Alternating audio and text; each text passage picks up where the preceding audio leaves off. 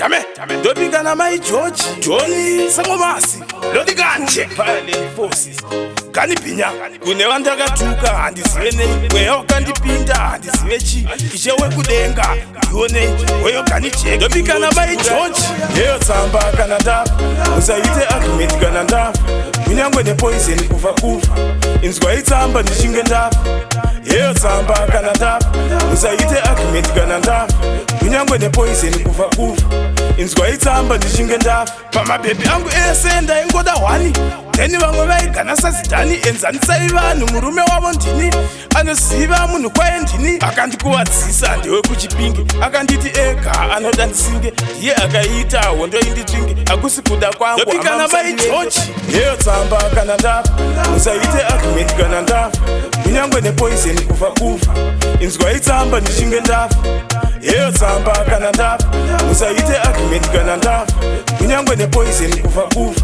inzwaitsamba ndichinge ndafa chekutanga nekuguma ndina mwana musango musafe makajutwa hamanana pingo kwedu kune ngozi isu hatina nungo musasiye zvipande zvichidambura musungo anenge akakama musamupe speech panamo pangu hapabake tochi pfuma yangu musaite kwacho anenge apikisa ndopikana baigeorge yeyo tsamba kana ndafa musaite argument kana ndafa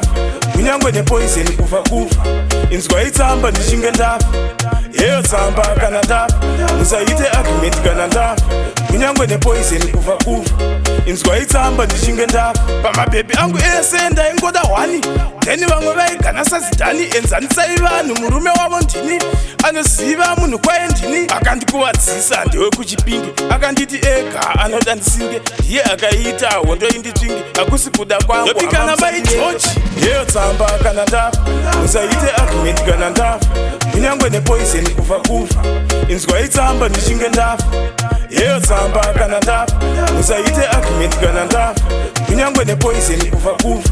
inzwaitsamba ndichinge ndafa chekutanga nekuguma ndina mwana musango musafe makajutwa hamanana pingo kwedu kune ngozi isu hatina nungo musasiye zvipande zvichidambura musungo anenge akakama musamupe speech panamo pangu hapabake tochi pfuma yangu musaite kwacho anenge apikisa ndopikana baigeorge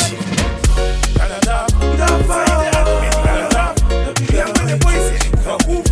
inzwaitsamba ndichinge ndafa yeyo tsamba kana ndafa inzwaitsamba ndichinge ndafa